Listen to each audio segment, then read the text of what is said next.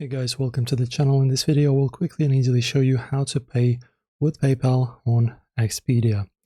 So firstly, of course, we'll need to find some kind of reservation. So let us, for example, choose this Cancun in the Mexico.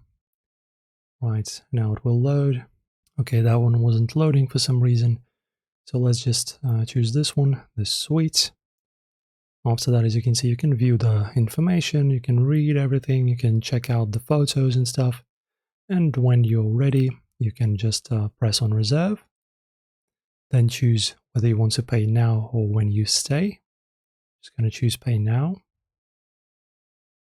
And guys, as you can see in our payment screen, under payment details, as you can see, the PayPal here is supported. There's a little icon, so just press on the drop down, press PayPal, and after that just connect your account and you're ready to pay, guys. Press on pay with PayPal. And in here, don't forget to also add the phone number, I don't have one. And after that, you'll be taken to a checkout screen where you'll be able to pay with PayPal. Guys, enjoy this. If this helped, leave a comment, like the video, subscribe, and I will see you in the next video.